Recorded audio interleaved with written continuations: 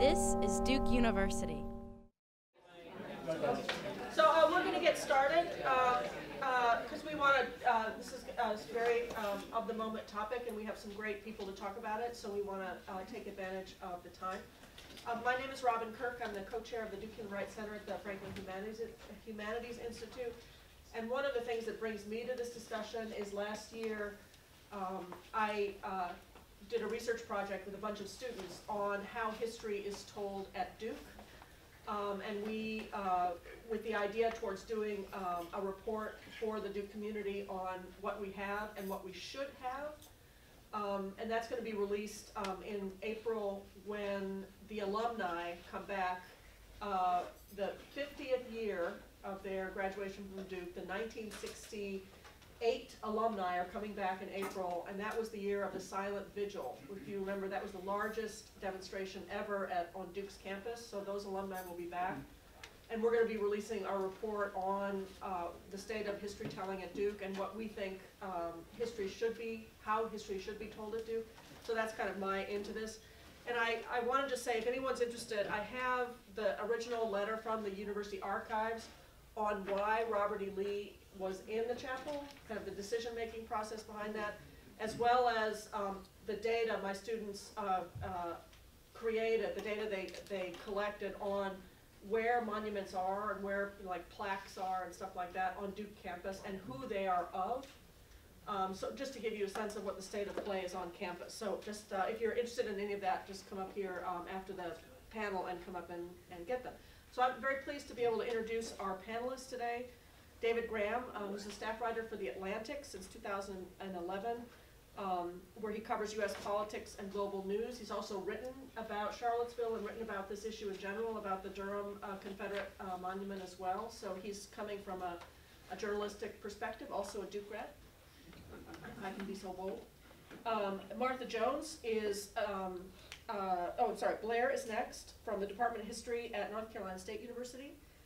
And she is Associate Professor of History and Assistant Dean for Interdisciplinary Studies in the College of Humanities and Social Sciences at State, and also a scholar in the history of African Americans in the United States. And then to the far left, we have we have Martha Jones, who is the Society of Black Alumni Professor of History at Johns Hopkins University in Baltimore. And her scholarly interests include the histories of race, citizenship, and slavery. So with that kind of there are more on each of our panelists in the announcement today if you want to find out about the books they've written and other areas of their scholarship. But I wanted to start with David on just asking all three of you for some opening thoughts on why now? Why has this issue kind of, or is that even an accurate way of saying it? Has this issue actually been going on in other ways that haven't been quite so evident? But what is it about this moment that has made this issue such a pressing issue, and how you see the relationship between Charlottesville, Duke, Durham, Baltimore, where I think the monuments were taken down in the depth of night, our state capital, where the monuments are still very much up and protected. So if you could maybe, David, start with some comments, that would be great. Sure, I'll try to maybe look at this more from a journalistic angle and let y'all handle the heavier history side of it. I do think, this isn't totally new. We've been having fights about things like Monument Avenue in Richmond for years. I recently realized there was a spate of laws passed in the early 2000s in several states that were designed to prevent Confederate monuments being taken down, 2000, 2001, 2002. So you see an anxiety that seems to pop up every now and then. I also think that while there's a new currency to this, in the mainstream, this is not something that is new to Black people. Talking, for example, to people in the streets in Durham at the protests, there's a frustration about these statues that's existed for a long time, and even a desire to pull them down, not necessarily carried through. I think there's a couple reasons, particularly in journalism, that this has come through. One is that while there are way too many people who look like me in the media, there are many more people from diverse backgrounds, and I think that means that these things break through more easily. I also think that the sort of mainstreaming of, and the popularity of white supremacy as a rubric in a lot of journalistic discourse today makes a lot of difference, because that's an organizing principle that means you can suddenly tie together what's going on with police violence and what's going on with the presidential administration and these statutes all very easily into a package that makes sense to people. So I think those are some of the reasons these things seem to be popping up so much right now. I think I'd agree. I think social media is one thing I'd add to the mix of the contemporary as to why now, as opposed to a previous generation. When I think back, I'm also a Duke grad. When I think back to my time on campus, we had conversations about the names on buildings, and although Lee was hiding, I didn't know he was there. I just like guys on the side. I never did. I didn't stare. I didn't think any of them were necessarily like there for me. And like, you know, yay, Blair's on campus. But I didn't worry about who they were in particular. But I do remember ACOC as ongoing discussion when I was a graduate student. And I certainly was taught from a very young age by my mother to be very aware of the markings of the Confederacy all around the American landscape as a whole. The first thing that I can recall having a consciousness about is the Dukes of Hazzard TV show, because all my friends in elementary school were watching it with great enthusiasm, and my mother explained to me that this was not a show for us. That's a giant Confederate flag on top of the car, named the General Lee. Good old boy is not us. The good old boys don't like black people. Notice there are no black people in Hazzard County too tough who are challenging or peers of the main characters. And so I was 6 at the time, so I was kind of like, okay. And so it opened my eyes to see things in a different kind of way. And so throughout my upbringing, she would point out sort of the landscapes. And we were in New Jersey, so you could still see those landscapes there, right? There's no sense that when you go to upstate Pennsylvania that you're not in the South still. You'll still see those Confederate flags and those senses of places you're not supposed to go. And so, like you said, I think black people have been protesting since those memorials were put up. They had a consciousness about them. They maintained it. They passed that consciousness down to their children. I do think there is something particular about this generation of young people who are very intolerant of the things that previous generations had grown tolerant of, probably for the worse. You know, I think my generation was kind of not apt to protest as hard as we could have. And I think social media has enabled this generation to come together and to build community across the country in new and different kinds of ways. But so I think there's a campus cultures that are building a real critique of these monuments. The Silent Sam folks have been at it for a few years now. This isn't the first time that they've tried to make a difference in that monument. And so I do think there's something particular about this moment, the movement for Black Lives, drawing into the particulars of our lives and then connecting that, I think, to the symbolic all around us. I'll take the bait and say that for me, I could pull this story back to 1865. Right? In the immediate wake of the war, there are proposals to begin to memorialize those who were important supporters of the institution of slavery, Confederates. On the floor of Congress in 1865, Charles Sumner stands up and opposes the proposition that Congress should appropriate funds, $1,000, such that a bust of Roger Taney would be installed in the U.S. Supreme Court. And Sumner says, no, right, never. Well, it does happen some years later, but it's to say, in some ways, we could tell the long version of the story. And in Maryland, where the installation of these monuments sort of begins in the 1870s and continues to the end of the 1940s, we see very clearly that map of the collapse of Reconstruction, the rise of Jim Crow, the emergence of a modern civil rights movement as sort of paralleling in many ways the story of these monuments, and that's a story that we've been able to tell now, I think, in important ways.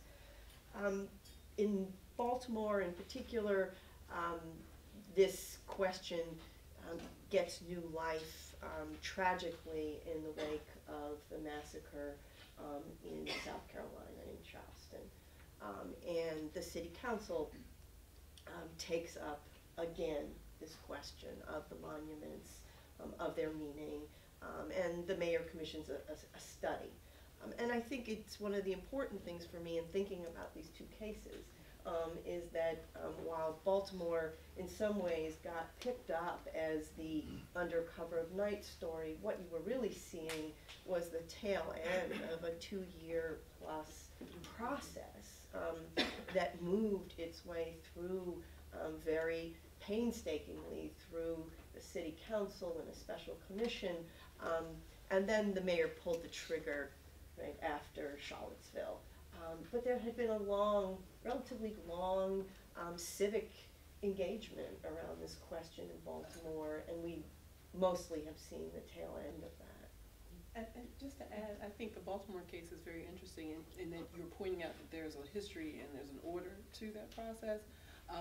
The way in which the quickness of Baltimore moving and a black mayor being the person to move is reminiscent to me, and some of the things I've read, sort of the Negro rule kind of disorder of Reconstruction, you know, how dare they just come and snatch them down. And so there's a little bit of a layer of the old, even in the taking down. Yeah, and I think a misrepresentation Absolutely. of what transpired in Maryland. This is a question maybe for the two historians. Is there a case to be made for not all, but keeping some of these sorts of monuments kind of broadly, you know, within the idea of white supremacy? Is there a risk of erasing history instead of teaching it? Is there a danger of going too far with this, or do you think not, that this is actually something that's long overdue and something that we can implement better memorials and better histories without all of these statues? You know, the first thing I say is I don't think there's any danger that all of the monuments are going to disappear. However you ever come down on that. It's too atomized, it's too localized a question to imagine that we're going to have a wholesale purging. So I think those for whom that's the fear, be reassured, right? The monuments aren't all going away, is one piece. The second piece is, Foley Glimpf is here, she can tell us, the U.S. Civil War is probably occupies more square footage in our library, linear feet in our libraries as any event in American history. It's hard to imagine, and that is reinforced through all sorts of popular memory. So I think the notion that the Civil War is going to disappear and its consequences from our consciousness seems to be overstated. On the other hand, our profession has many voices, but one of them is the American Historical Association, and the American Historical Association is recommending caution and process and deliberation and time, and I think in some ways we will contribute to the fact of the survival of many of these monuments across time. So should they all go? As a citizen, I would say absolutely. After Charleston, after watching what transpired, I thought, I'm done, right? I'm done with deliberation as a citizen. But I think as historians, we are going to ensure that some of the monuments have a longer life. And I would complicate the degree to which monuments are teaching history. I think monuments are teaching things. I think they are teaching people that this is not your space. That was the intent of them in the first place, right? To mark this as a space where you are not welcome, where you are not represented, where you are not part of the people. And so to keep those totems of that time period is to say, well, you still aren't really the center of who, you know, you're here, but, you know, please ignore this and to pretend like this is here to teach you something. I mean, a mass-produced monument ordered from a factory honoring no one, standing in front of Durham's courthouse honors who teaches what. So I think it's a very complicated way of sort of saying, you know, we want to talk about history. I love history. That's what I do all the time. I'm happy to talk about history, but I'm pretty sure I don't need giant metal statues to do that work. And you know, it would be great if we could start reading the books that are in the libraries and you know, approach it from that space first rather than these fights. Because I think what people are invoking in those spaces around those monuments has very little to do with an understanding of a historically informed past. Mm-hmm. And maybe, do you want to stand? Well, yeah, I was gonna say, when I write about monuments, I get tons of emails, and they usually make 2 points in this order. The first one is, well, if we take down, you know, sure, maybe this particular monument, whatever in question, if we take that down, that's fine, but where will we stop? You know, where is the end? Soon we're gonna be taking down Washington and Jefferson.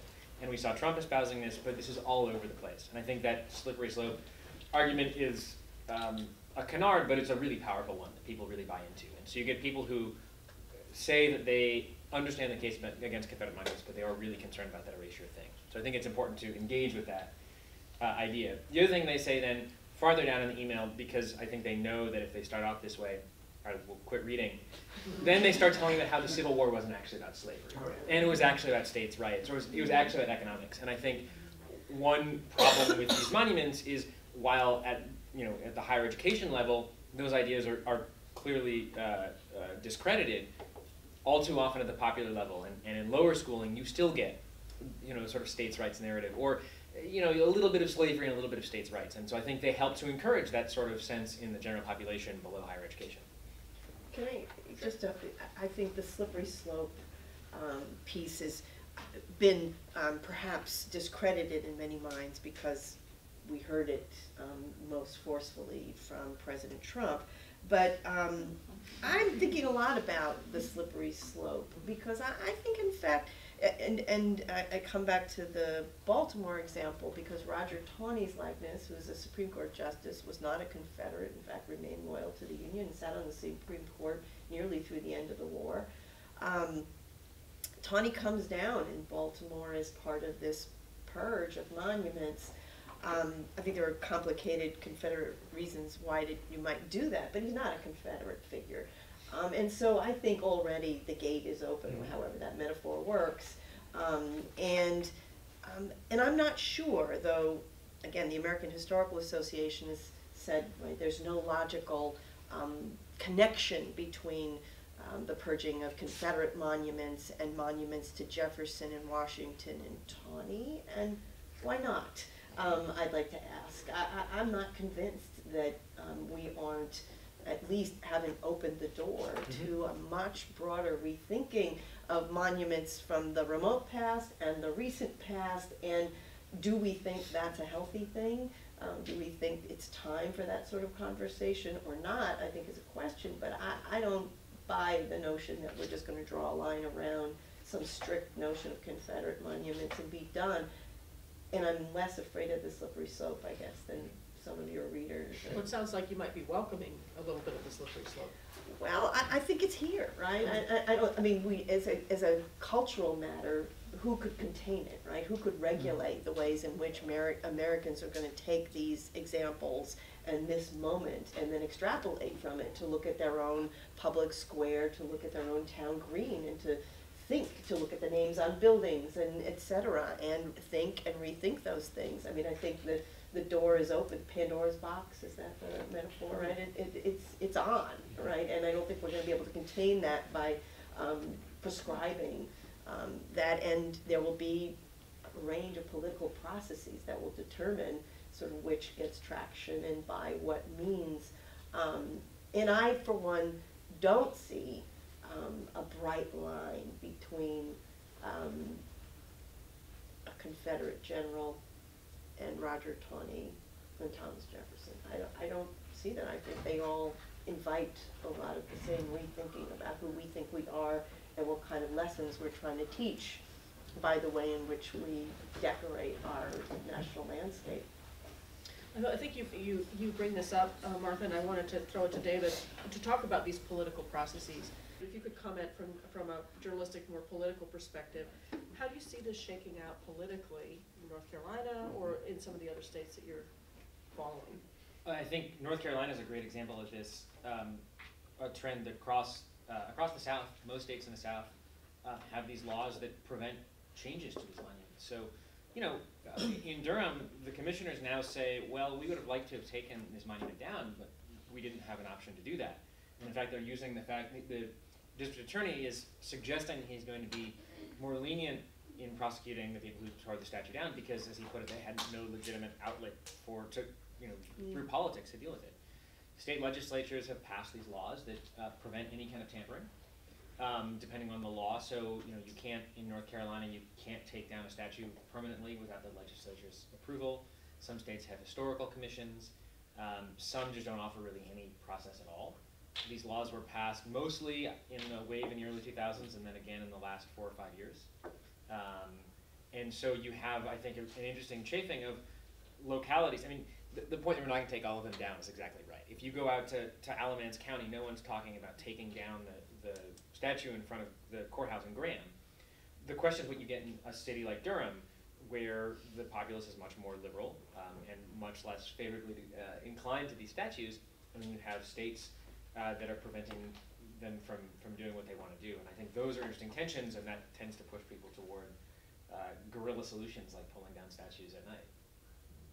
And I wonder if any of you want to comment about the more, like Baltimore or New Orleans also had a much more deliberative process to kind of coming to some sort of consensus. I don't know if any of you want to comment on that as one, you know, where there is a possibility of taking or revising a historical landscape.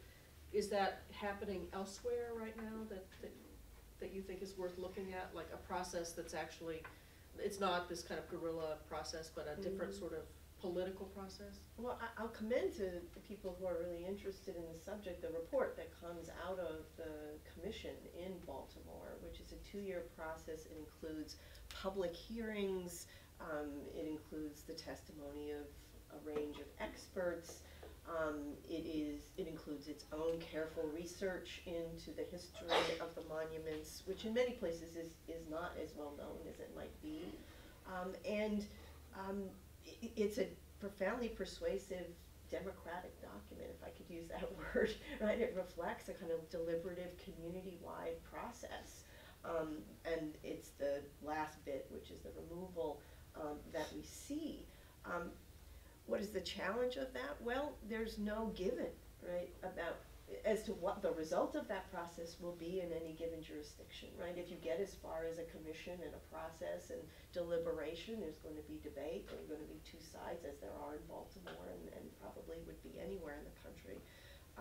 And so there's no promise on the end of those processes. And they're profoundly elaborated, right? And in a city like Baltimore, it ends with, we don't know how we're gonna, and forgive me, but we don't know how we're gonna pay for the removal. In Frederick, Maryland, which is the city where Roger Tony is from, when they removed the bust, they used the local funeral directors team because they know how to remove monuments, and they're the best people in town. But it's expensive, and if some of you have seen, in Baltimore, there was no plan for what then to do with them. And last I saw, they were sitting in a parking lot covered in tarps, you know, in blue tarps, without a plan. And so there's no sort of promise, I think, through these processes, right, as I think laudable as they are in many ways, in part because they permit us to have the kind of collective conversations that is really where the learning happens, right? The learning doesn't happen necessarily, right, in the coming down of the monument. It's our ability to study the history collectively, to debate it, to deliberate over its place in the present, and that seems to me worth doing. Blair, did you have anything else you wanted to comment? I think it's an interesting process. As I was researching for this moment, because normally I'm a historian of African American experience, so I don't focus as much on like Confederate stuff, because not as much fun. But the mayor of Winston-Salem, they were beginning to have a discussion about the memorial in their city. And he said he had talked to the Daughters of the Confederacy to get their viewpoint and was going to go back to them to talk a bit more, and they refused to talk on camera or to talk to reporters because it was their monument. They had put it there in the first place. And it was really striking to me the degree to which he was undertaking it as a sort of neutral conversation, as if they were just a regular, like, civic group that, you know, hadn't put these monuments here, using in part state funds at the time, and state land, certainly, to make a political point. It's not a neutral thing then or now, and I think their existence has never been seen as neutral. And so they were a part of the putting up. So I think sometimes when we think a lot about the bringing down the monuments, we're not as focused on the degree to which there's a stunted conversation at the putting up. That there were public funds used to reinforce white supremacy, that there were tax dollars used from black citizens who pay taxes, who were never exempt by Jim Crow law from paying taxes, to put those things up. That the courthouses, they couldn't walk through the front door to go to the ceremony about putting the things up or debate about it. They were completely erased from those conversations in the beginning. So I find it very interesting that now we want to be so broad, and now we want to be really deliberative and careful, when that wasn't how that stuff got there in the first place. And it wasn't done in a respectful, kind, and slow fashion. It was done to mark the landscape with the erasure of your place as citizen, as voter, as a person who could believe in their own physical safety. This is the height of lynching. This is the height of disfranchisement. This is the height of exclusion or segregation in public spaces. And so I appreciate the kind deliberation now, but I caution us to remember that's not how they got there. That's great. So it's time for questions. So if you have questions, and if you just kind of keep your question brief so we can, yes, sir, go ahead. When I heard in Baltimore, I thought that was a Union state. So I was surprised. I just assumed they're all in the Confederacy, but apparently they're not. How widespread are these Confederate monuments in Union states? There's a really good Southern Poverty Law Center report from 3 years ago, where they went through and they cataloged every possible Confederate monument they could find. I think they're a little bit overly broad in the way they did it. I mean, they have historical markers included in there. Historical markers may be questionable in viewpoint, but I think there's obviously a place for historical markers in the way that there might not be for, you know, a street or a high school named after Nathan Bedford Forrest. But you can see, and it's incredible how many there are in the North. There's a debate going on in New York City about a Robert E. Lee plaque. So you've got these things spread out all over the place. I encourage you to check that out. And I would just say, standing up for my ancestors, Greene County, Tennessee is the only county in the United States that has both Confederate and Union, because Tennessee, because Eastern Tennessee split from Tennessee, and it was a pro-Union area. So in the downtown, which is where my ancestors come from, they have the two statues looking at each other, which I think is kind of interesting. One of the things I think we haven't touched on, but I've seen it brought up a lot. It's important to remember that most of these monuments came much later. So they came up in waves in the 1890s and early 1900s, or they came up in the 1950s. So they are ostensibly Confederate in origin, but they are, to a great extent, meant as sort of avatars of white supremacy and were intended that way when they were put up. Yeah, in the back, sorry. Yeah. Obviously, with sort of the racial discrimination within the justice systems and some different things, is obviously that was on purpose, but is that in general in other states? Is that unique to North Carolina? Just was wondering if you have any information about that. Sherilyn Eiffel, who's today the president and chief counsel of the NAACP Legal Defense Fund, is also a legal historian and wrote a book called On the Courthouse Lawn about the courthouse lawns in Maryland. And Eiffel sort of really takes your point, which is that the courthouse lawn is one of those profoundly symbolic, contested spaces in Maryland where, yes, you have Confederate monuments, But these are also places that are not memorialized because they are sites of lynchings, that this is a key, not the only space, but it is a key sort of civic space, and it's deeply symbolic what happens there. And for Eiffel, in her work, what she discovers is that it's linked importantly to the suppression of voting rights in a place like the Eastern Shore of Maryland. That when you then interview local African American voters, what people will narrate are oftentimes not their own memories of lynchings in the courthouse, but the stories that have importantly been passed on through the years. And she correlates this with a suppression in voting activity in those areas and calls for a kind of local reconciliation that is focused on these courthouse spaces, because for her, without that, people will not sort of fully inhabit their civic rights in these local spaces. Yeah. Oh, If you can maybe stand up so we can see you. sorry. That's okay.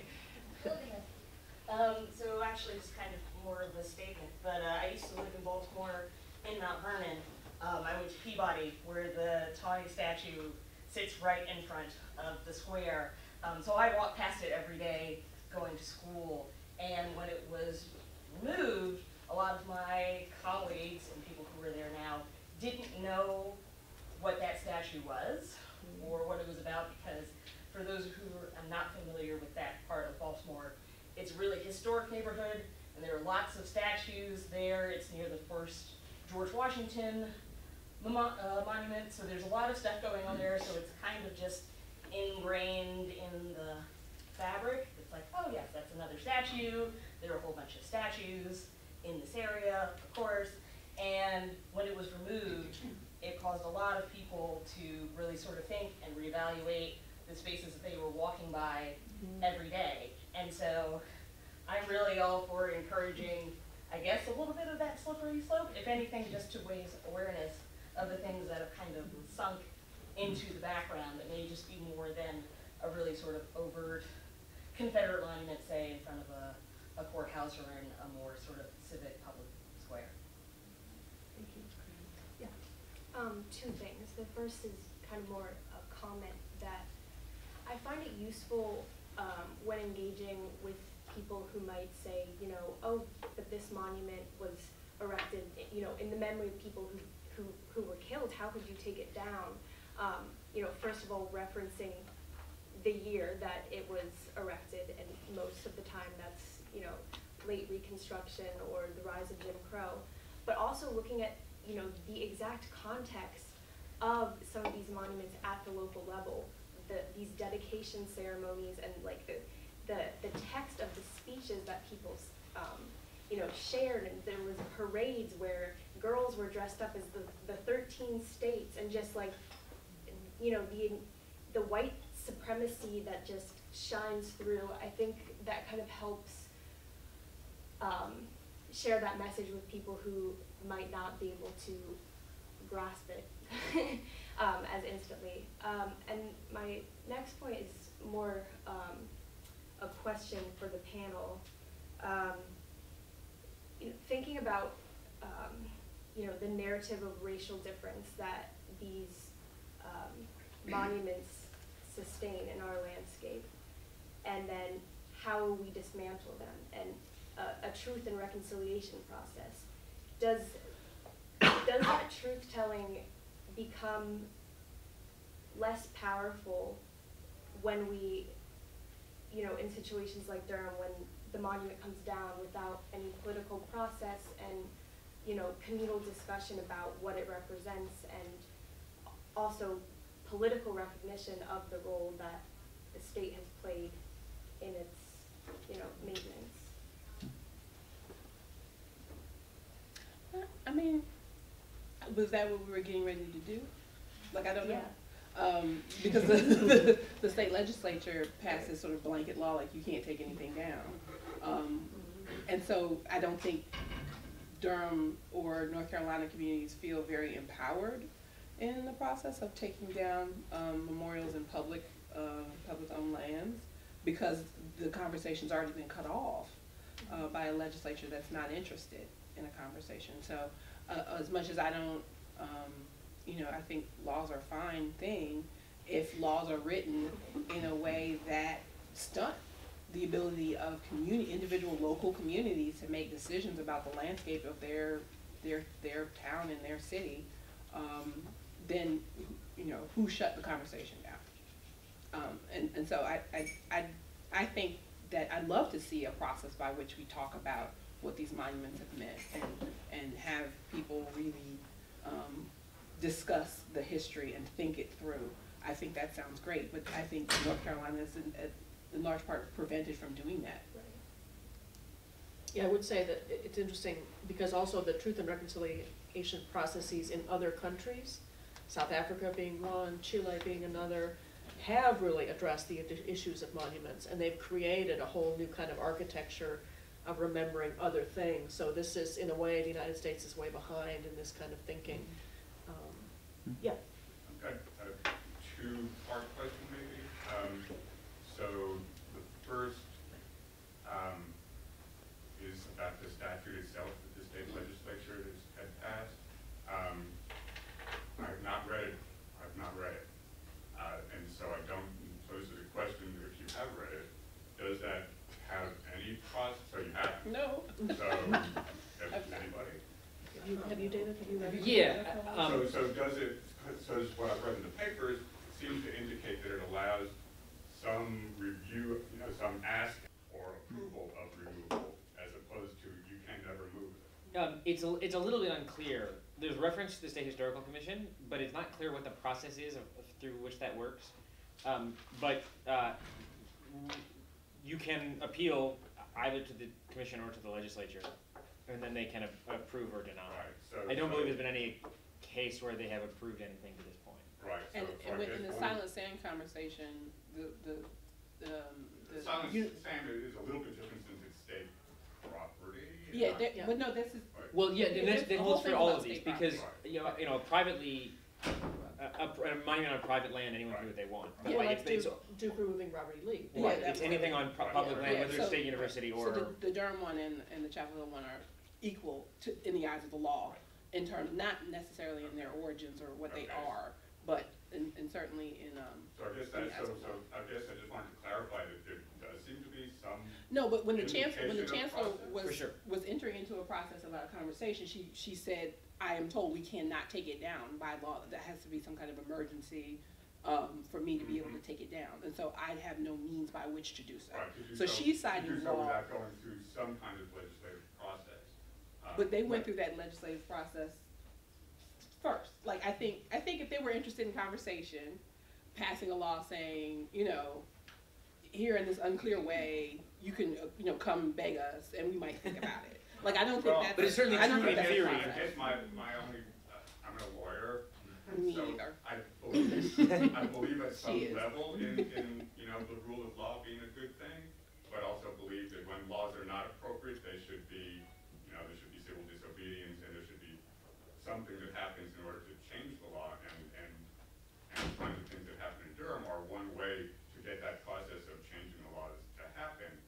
But I do think though that the letter of the law should have been attempted, and then somebody should have asked the county commission to take this to the legislature in the short session somewhere along the line, and been denied before taking the civil disobedience steps. So Yeah,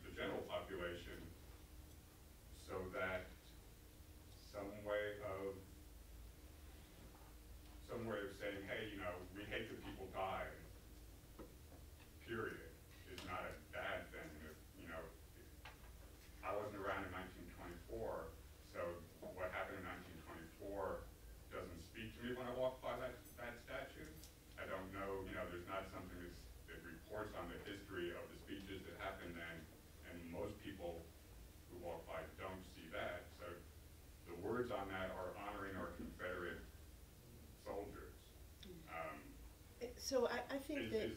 Is there something to that? And third part, and then I'll shut up. But this is something that I'm concerned about, because I'm also on the chair of the Cultural Advisory Board in Durham, so I feel like it's going to come there somewhere as well. So I'm gathering information as best I can. You know, and that's my next question, is where should the conversation, what's the appropriate place for the broader conversations for Durham specifically to have the input and to do it in the best liberal progressive way that we want to do it. So I think we're all of a like mind that this stuff doesn't belong in any way to create anybody feeling like they're second-class citizens. So I think part of what I hear is you, importantly, wanting to ask if there are multiple meanings that we can ascribe to some of these monuments. And in some communities, what's happening, and I think what will happen, is that the monuments are going to be relocated to cemeteries, which for local communities is arguably a more appropriate place for monuments that retain some element of this tribute to the war dead. And they're going to leave courthouse lawns and other prominent places and be in cemeteries where perhaps we'd argue monuments to the dead are most appropriately situated. And that's going to happen on a case-by-case basis. But I don't think it answers the whole question at all. Blair, do you want to take on the other part Yeah, about how does one go ahead and think about this in a municipal way? It's hard for me to say that now we don't feel like we felt in 1924, and so therefore they're all good. I think, and I wasn't saying, or to say that most Confederate soldiers didn't own slaves. That's very much true.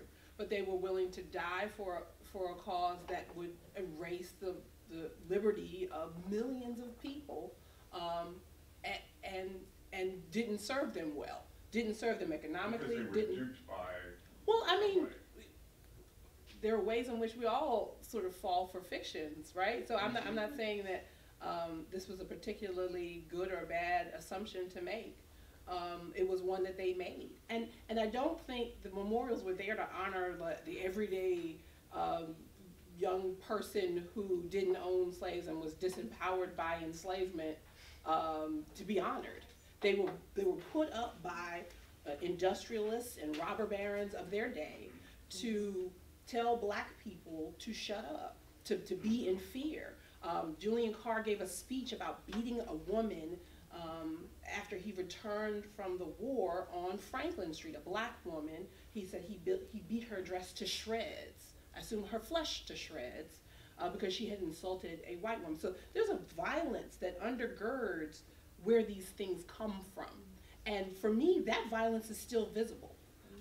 There are lots of people for whom they may not see any violence at all, but I do. And when Justice Taney, is a violent figure who ensured the re-enslavement of people and inscribed that in our law and set into motion all kinds of violent political things. And so I think it's fine for us to complicate it and to talk about it, but to erase the terror at the heart of it is an interesting thing. When I see a Confederate flag and I'm alone with a person, I make a series of decisions based on my self-preservation, and it may for that individual just be like pride and fun or whatever, or something like that. But I have to assume that there is something else going on in order to try and stay safe, in order to keep my family safe. And I think Charlottesville, a place where I went to undergrad, and the landscape was beautiful and warm and welcoming oftentimes, and sometimes really terrorizing to me, with the way in which the community responded to having black students on a traditionally white campus. There were moments of both. To watch the sort of unearthing of the violence and the vehement violence of white supremacy around those statues for guys that most of them had probably never even seen those statues. They were from all over the country. Some of their ancestors probably didn't even come to the United States before the Civil War. And yet, they know what it means. they know it means something to them, and it still has that meaning. So for us to pretend like, you know, it's just an honoring of the dead, we do that at cemeteries. And, you know, my dead aren't honored anywhere in these statues. There's no Ida B. Wells statue. I really need one pop in. I need an Ella Baker statue in North Carolina right now. So if it's really about honoring the folks who went before and made a difference in our lives, I have that nowhere. And my children have that nowhere. And so, you know, let's build a big old museum in every city and set them in or put them in cemetery. I don't care. You know, civil disobedience has its place in times when people feel frustrated. I have not participated in the civil disobedience around the memorial in Durham, but I understand that, you know, our history has moved forward because of civil disobedience. So I think it's, you know, we have to be careful. Like, King was a lawbreaker. Ella Baker was a lawbreaker. Bob Moses was a lawbreaker. Thank God, right? If they hadn't broken those laws, who knows where we might be. So I think it's important for us to remember the violence that really is at play behind all of it. David, I wonder if you could take on a little bit of that political question. Yeah. I mean, I think it's Durham's such an interesting case because everyone does seem, I mean, with a few exceptions, seem to agree the statue should have come down, and it's a question of process. It's interesting to look at cases where people have tried the process. So in Memphis, for example, there's a statue of Nathan Bedford Forrest, notoriously brutal cavalry commander, killer of black POWs, founder of the Klan, or early figure in the Klan. The mayor wants to take it down. The council wants to take it down. They've discussed this for years.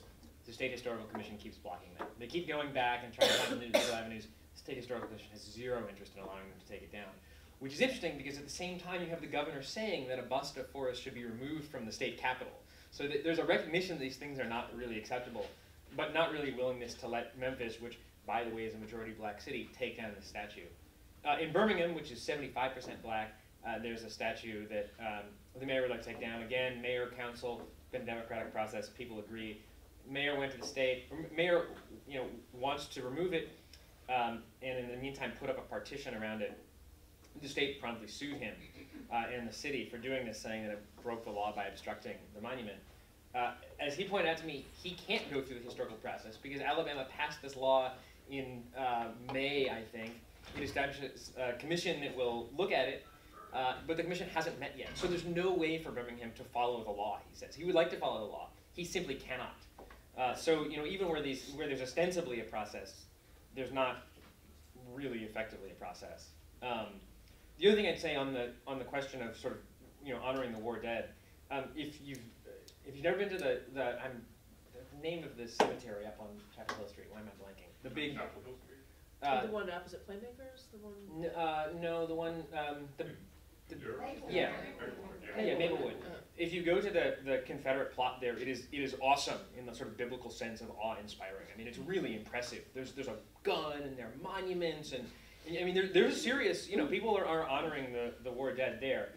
You know, when people raise this point to me, what I tend to tell them, depending on how obnoxious I'm feeling, is, you know, disown your ancestors or dishonor your ancestors. If you feel it's important to honor those people, you should do that. The question is, should taxpayer dollars be used? Yeah, we can even set aside the white supremacy question. Should taxpayer dollars be used to erect and to maintain monuments on public lands to a treasonous revolt against the government of the United States? You know, even if these people were tricked or were misguided, the question is whether that cause should be remembered. And my inclination, as indicated, is no. Very quickly, I was just curious to know what you all thought. Is it more powerful to to take a monument down, to deface a monument? Does it matter? Because I've seen, I mean, they're both kind of phenomena that have been going on. I mean, I think it is, as much as, you know, as a representative of the state of North Carolina, I don't believe in breaking the law, nor do I advocate for people to break the law. I do think that Durham and the activists there who pulled down the monument did something very powerful, right?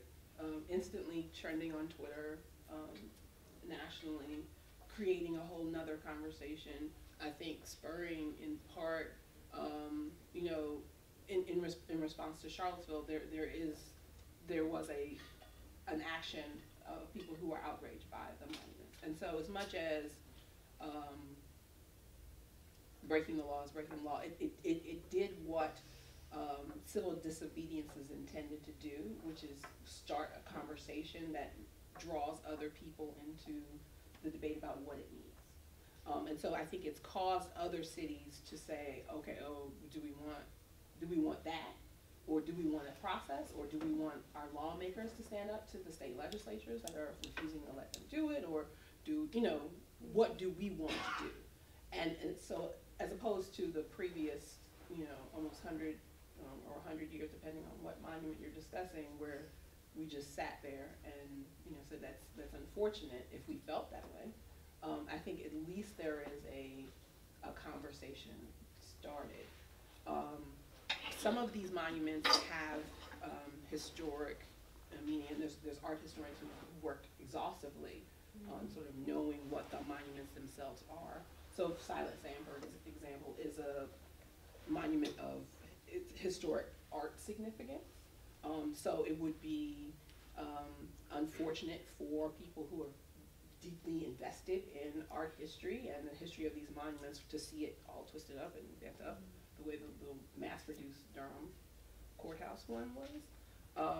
So I think there is value in studying our past, even this kind of past. But I think there's a place to do it, and I don't think it's on our campuses without context, without clarity, without interpretation. I think there's one other alternative, an additional alternative, which in Maryland is really been the approach for a long time, which are the dueling monuments or the competing monuments. So in Talbot County, on the Eastern Shore, had for decades a monument to the Talbot boys, young men who had left Maryland and fought for the Confederacy. And that locality, rather than take down the Talbot boys monument, which was probably politically not viable, they installed Frederick Douglass, who's also from Talbot County, on the opposite side of the front of the courthouse. It's a extraordinary, complicated but important civic lesson, and I think it's eminently teachable. But I think this is part of the State House in Maryland has Frederick Douglass, Harriet Tubman, and until recently Roger Taney, and a lot of discussion about the placement of those monuments. And so I think that's going to be a third alternative in some localities, is the movement to erect new monuments that compete with, that respond to, that challenge, and perhaps better embody 21st century values. But it also gives a bit of equivalence. Mm-hmm. Yeah. And no doubt. If we put up monuments now, we aren't putting them up in the same kind of space. Absolutely. My name is Michelle Gonzalez-Green, and I'm Executive Director of Liberty Art Sculpture Studio at Foundry here in Durham. I'm going to speak a couple of things from being Black and Puerto Rican, from being a Durham citizen, and from being an artist and representing these artists. So our organization is hoping that we are the ones who are chosen, since we have the largest number of sculptors in Durham and can host an international artist if so, and have the largest facility, because every other sculpture that you see in downtown Durham, we were in part responsible for getting it there. And you all did the Black Wall Street? Yeah. Yes, so I think that's a really good point. So I would ask you to give me 3 minutes, since I'm trying to represent a couple of things here. You say Durham in general is saying, oh, well, we're all good with this, about taking it down, nobody's upset. Well, that's not true. Actually, Durham County is very, very different than the city of Durham. And we've gotten a lot of feedback from Durham County citizens who are very upset about the fact that this statue is gone. And I have a problem as a Black and Puerto Rican woman here in this room, because Duke tends to work in the same silos that it's doing right now. These conversations should be happening with the brothers and sisters who have had to walk through those doors and not gotten justice. for me, that is where these conversations need to be happening. It needs to be happening in the counties where people like you can represent those opinions to people who don't want to see that thing turn into something that is equitable for all. But not here at Duke, not here at Duke, because it makes no sense. It's like preaching to the choir. Now, our studio is located in East Durham now because we've had to move twice due to gentrification and people not valuing artists. And the funny thing is we talk about amongst us that we ourselves are a white supremacist organization, if you look at it, because we just got our first black artist this summer, 17 years. I say that because they hired me. The change needs to happen regardless of whatever happens with these statues. For me, it's let's just put a whole bunch of other public art that says the statement where we're overcrowding this idea that this should exist. We can't wait on the government. We can't wait on the law. We can't wait on public opinion or funding. We've got to do this ourselves. I'm really upset about it because I've been thinking about what I can do to make a difference. And I'm talking to all these different people, and then I hear that this forum is happening, and I wonder, why isn't Duke getting out there to talk to the people who have been most affected? Why is it starting here? This is the problem. I wish I could speak. I just want folks to see part of what's happening on this pedestal where Tawny was in Mount Vernon.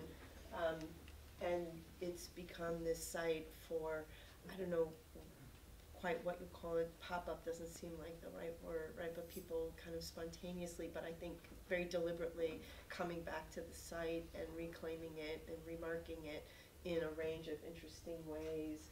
I don't think that will be the end of what happens here, but it's a moment to capture because, for me at least, it speaks a bit to your point, right? Which is sort of what are the people who are sort of living here, who have walked by this monument endless times, who have understood in many ways its meaning, as Blair has so eloquently laid it out, and what it means then to sort of take it back and to remark it as a public place. And this is not the same as creating sort of sustained public art, but I think it's the beginning of a kind of conversation using the visual culture and the site as a place for that conversation.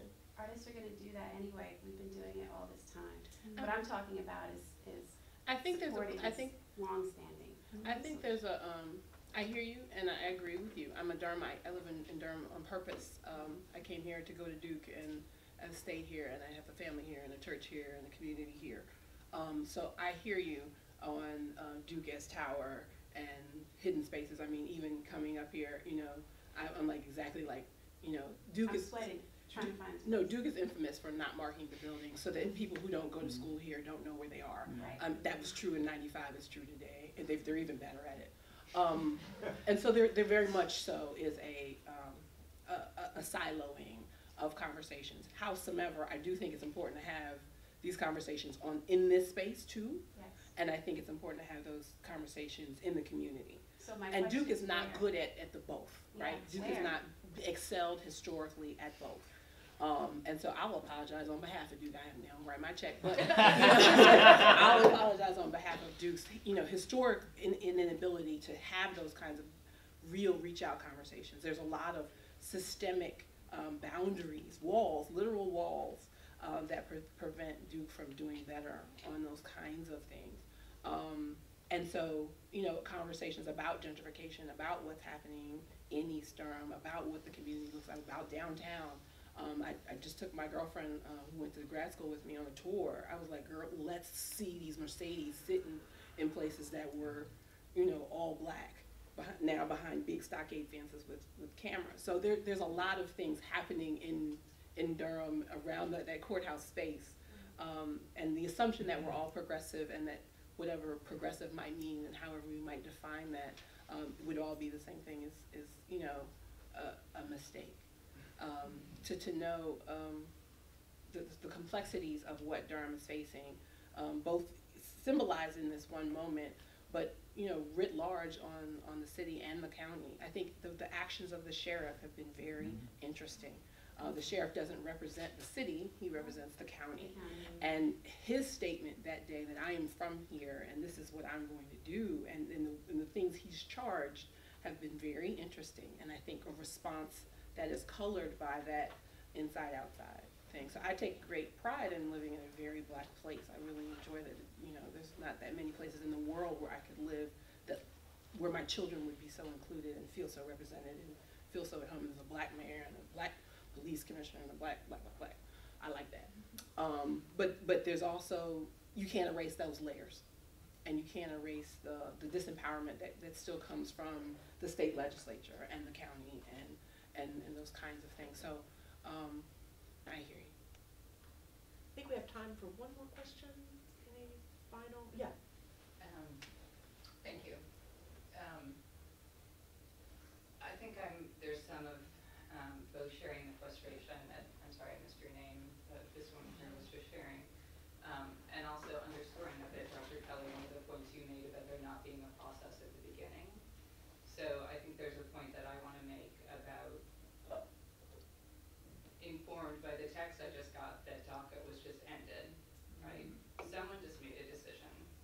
What was, I'm frustrated with the privileging of process, the comment that you've made about a nice liberal progressive process. I'm not sure if that you were advocating that or really naming it as such. Also, part of that point / question is sort of a correction to what you said, and again, I don't remember your name either. Journalist from the event. There are people in Alamance County talking about it. Sure, I'm not saying it's not conversation, just that you don't see it coming down. It's not the same sort of critical mass we have in these cities. Yes, and I think it's important to know that those conversations are happening and that there's, there was someone charged in Alamance County with regard to defacing, right, the Confederate flag. So I'm not sure I'm being sort of cogent and pointed here, but there's wanting to come back to the actions that we take as a group of people, and that I don't want to privilege legislative action, especially in North Carolina, and how people came to be in the legislature, over a group of residents, and I'm not going to say citizens, a group of residents who decide together over a period of time what action they're going to take, or decide what seems to be the spur of the moment to take an action, but actually has a long building process behind it that led to that. So just throwing that in. Maybe you want final words? Or? I'll just say thank you for that. I did know about the DACA announcement before we began, and it was on my mind last night as I was thinking about this occasion. And I think myself feel very, it's a politics of whiplash and of chaos, right? And that we sit here today trying to think through and talk through and examine the question of monuments and memory and history in our national past and present and future, and moments before we begin, a new crisis is upon us that in some ways poses absolutely the same, one set of the same questions, right, that we began with, right? What sort of process, by what sort of mean, where does the rule of law end, right, and our conscience begin as residents, as citizens, and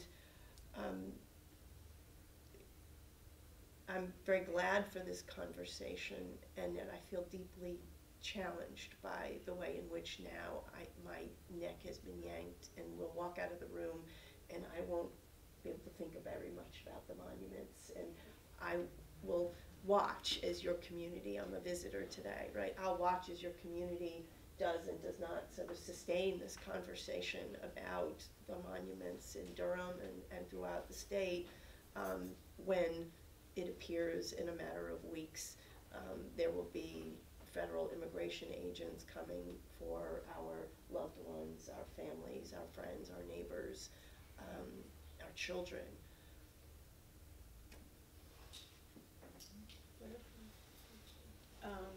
Yeah, I appreciate your comment on the arbitrariness of law, and the history of our own active legislature.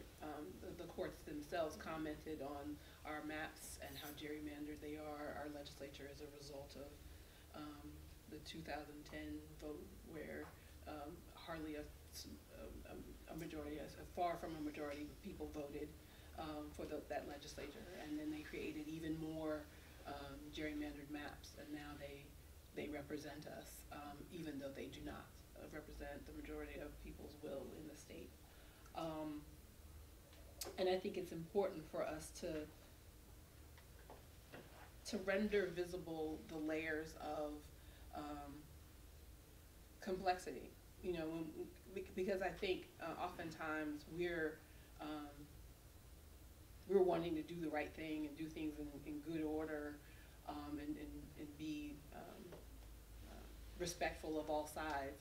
I think we're dealing with, when we see Charlottesville, we realize there's not a real good way to have a conversation with people who take these things as totems of something very different than what we are saying. You can have a conversation about how do we create a process for citizenship. You can have a process by which you decide on what public art should be. That's not exactly what we're doing. We're not, the other side is not really doing that work. And so then what is the proper response? Then what is the best way to move forward, given that's our desire, but that's not where we live. And that's not what's happening. And so I think remembering the violence that's still with us, that still marks the landscape, that still carves out white supremacy today is really important. Last words? I don't think I can add to that. Right. Well, thank you all for coming, and I think There is lunch. there's lunch, so please grab some.